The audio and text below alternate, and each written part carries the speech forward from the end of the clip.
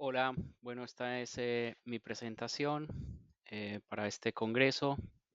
En primer lugar, muchas gracias a los organizadores por la invitación, muy especialmente a Fabio Bartoli. Bueno, voy a hacer esta breve presentación, cuyo título es O lo uno o lo otro de Soren Kierkegaard, como fenomenología de la conciencia desdichada, una presentación.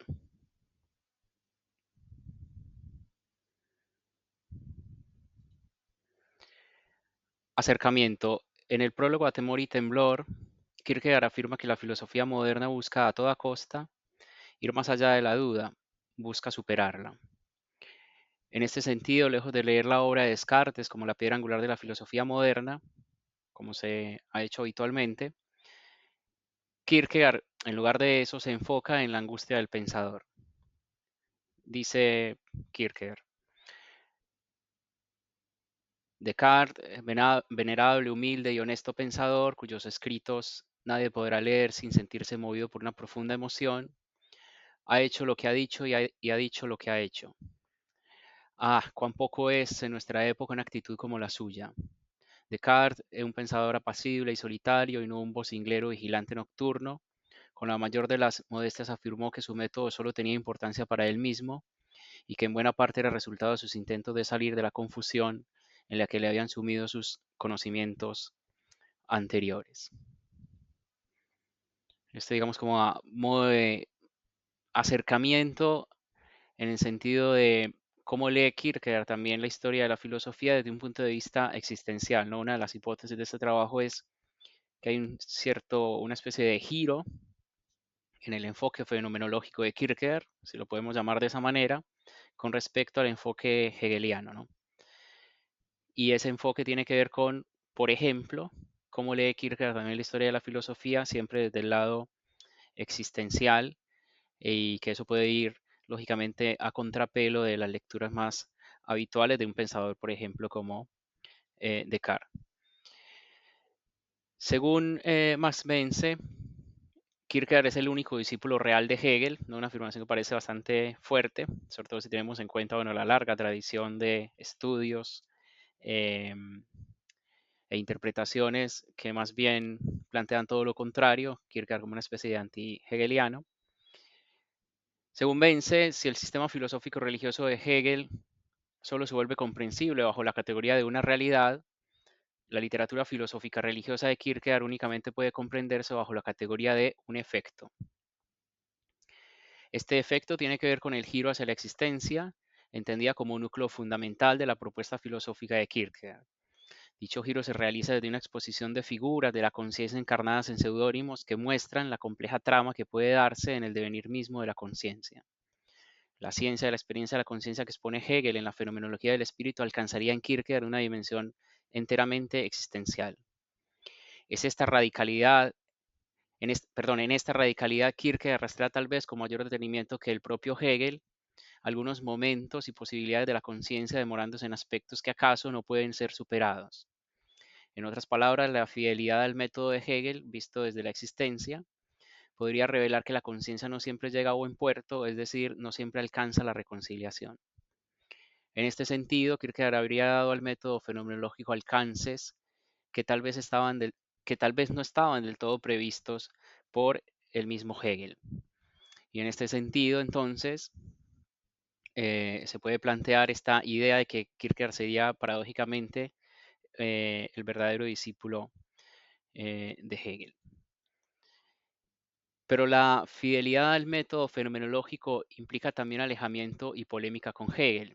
Es decir, si bien puede verse en la estructura de o lo uno o lo otro uno, una elevación de formas más simples a formas más complejas, como lo ha señalado, por ejemplo, John Stewart, y la segunda parte de lo uno o lo otro es más decididamente hegeliana, es cierto que el giro hacia la existencia hace que la dialéctica se altere y se rompa. El énfasis puesto en el espíritu subjetivo hará que se vean lo que podríamos llamar las patologías del yo o de la libertad, es decir, los distintos posibles extravíos del yo. La tarea que es el individuo puede echarse a perder fácilmente. Y Kierkegaard se detendrá más en los fenómenos negativos que en los afirmativos. Ello es algo que tiene que hacerse, pero no sabe cómo. ¿Qué le garantiza al individuo que alcanzará la realización? ¿Qué le garantiza a la conciencia desdichada que efectivamente podrá superar su alienación? Pero antes de esto, vayamos al origen de la cuestión, es decir, ¿qué es lo que llamamos conciencia desdichada? En Hegel, la conciencia desdichada aparece definida como la que está desdoblada, la que tiene su propio ser fuera de sí. Es, en otras palabras, la conciencia religiosa, ¿no? Digamos, este momento de la fenomenología o ese pasaje de la fenomenología en que aparecen distintas formas de la conciencia, el estoicismo, el escepticismo, y luego viene esta figura de la conciencia desdichada, que según muchos especialistas, ¿no? Por ejemplo, como Koyev, Jan Hippolyte, y otros más, se equipara, bueno, y evidentemente así lo menciona también Hegel, con la conciencia religiosa medieval, es decir, aquella conciencia que ha descubierto un infinito fuera de sí, ¿no? Por ejemplo, Hegel va a decir que las cruzadas es un fenómeno que busca encontrar o tener un rastro sensible de Dios, ¿no? Y que lo único que encuentra en su viaje es el sepulcro. Entonces, el sepulcro de la vida, dice Hegel, ¿no? Entonces la conciencia desdichada tiene su ser fuera de sí, en un infinito, en un más allá, y por eso está desdoblada. Y dice Hegel ahí en la fenomenología, la conciencia religiosa está desdoblada, busca su objeto como un más allá inaccesible o como certeza sensible, no como algo pensado. Y así como de una parte, al tratar de captarse así en la esencia, solo capta la propia realidad desdoblada, no puede tampoco de otra parte captar lo otro como singular o como real. No se lo encontrará donde quiera que se le busque, precisamente porque tiene que ser un más allá, un ser tal que no puede ser encontrado. Buscado como singular no es una singularidad universal pensada, no es concepto, sino un singular como objeto o como algo real. Objeto de la certeza sensible e inmediata y precisamente por ella solamente un objeto que ya ha desaparecido. Ante la conciencia solo se hace presente, por tanto, el sepulcro de su vida. En Hegel, la conciencia desdichada es la conciencia religiosa y como lo ha dicho Agnes Heller, la fenomenología de Kierkegaard es una fenomenología de la conciencia religiosa. Por tanto, podemos plantear la hipótesis de que en Kierkegaard lo que encontramos es una fenomenología de la conciencia desdichada. En El más desdichado, el esteta A glosa la definición de Hegel y hace una declaración de principios filosóficos. Y este texto me parece a mí que se puede tomar como núcleo hermenéutico, o como principio hermenéutico más bien, eh, si uno quiere hacer este tipo de lectura, ¿no? Es decir, si uno quiere, como es la hipótesis, ¿no? Este trabajo que es muy introductorio y que parte de un trabajo mucho más amplio que solamente un comentario, digamos, a ese trabajo que estoy desarrollando. Em, Creo que acá estaría un pasaje clave para encontrar como un principio, ¿no? Como una clave hermenéutica de la recepción que hace Kierkegaard de Hegel y de esta relación ambigua de influencia y crítica al mismo tiempo, ¿no? Que es lo que hace a Kierkegaard, según la hipótesis de Vence, el verdadero discípulo de Hegel, ¿no? El verdadero discípulo es el que confronta al maestro aún recibiendo su influencia, pero para decirlo en términos de Hegel, llevándolo más allá, ¿no? Viendo cosas que en el propio sistema no están. Es decir, por ejemplo, al detenerse en esta figura de la conciencia desdichada, Kierkegaard va a explorar un montón de fenómenos de la conciencia que no están previstos en esos grandes bloques o en esas grandes figuras que plantea Hegel, pero se desprenden de lo que había definido Hegel. Es ahí donde está, digamos, la relación clave, ¿no? Dice el más desdichado glosando la definición de Hegel. El desdichado es aquí, es decir, según lo planteado por Hegel, el que tiene su ideal, la injundia de su vida, la plenitud de su conciencia, su ser propio de algún modo fuera de sí. El desdichado está siempre ausente de sí mismo, nunca está presente en sí mismo. Parece que uno puede encontrarse ausente o bien por estar en el tiempo pasado o bien por estar en el tiempo venidero. Con ello se ha dado por circunscrito todo el territorio de la conciencia desdichada. Por esta firme delimitación le damos las gracias a Hegel y ahora, puesto que no somos tan solo filósofos que observan este reino a distancia, nos dedicaremos con nativos a examinar las diversas etapas ahí citas. Es decir, gracias a Hegel por la definición, pero nosotros vamos a explorar el fenómeno desde un punto de vista existencial.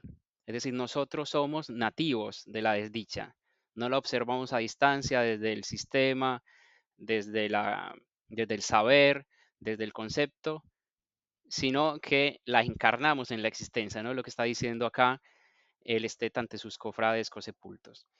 Acto seguido, el esteta hace interna una serie de variantes sobre la relación de la conciencia desdichada con el tiempo, variantes no tenidas en cuenta por Hegel y que darán lugar a extravíos tal vez no tenidos en cuenta por el filósofo alemán.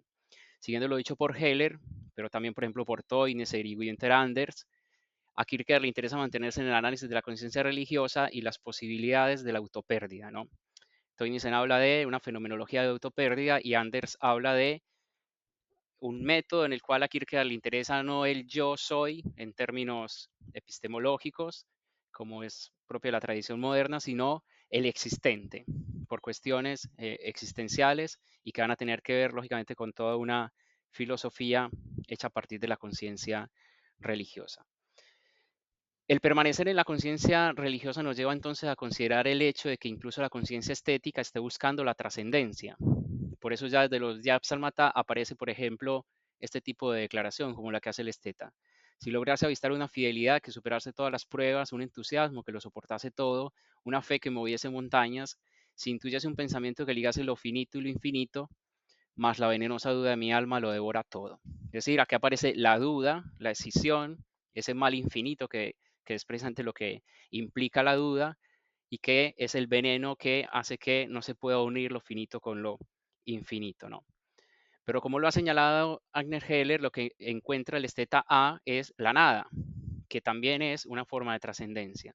Y este encuentro con la nada lo experimenta como tedio, es decir, el primer temple anímico o fenómeno negativo que surge de la conciencia escindida, es decir, de la conciencia desdichada. Entonces la idea es que en o lo uno o lo otro van apareciendo distintos fenómenos que son figuras o formas de la conciencia desdichada. Entonces, en ese sentido hay, como dice Stewart, una especie de acumulación, de desarrollo, en el cual cada fenómeno es cada vez más complejo, ¿no? Qué tremendo es el tedio. Sigue, digamos, con la descripción de este primer fenómeno negativo. Qué tremendo es el tedio, tremendamente tedioso. No conozco expresión más poderosa, más certera, pues solo lo igual se reconoce en su igual.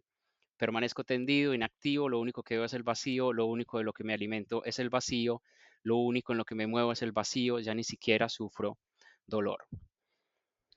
La declaración de intenciones filosóficas que aparece en el más desdichado implica que la filosofía se hará desde la existencia, que la conciencia desdichada no puede abordarse como momento histórico,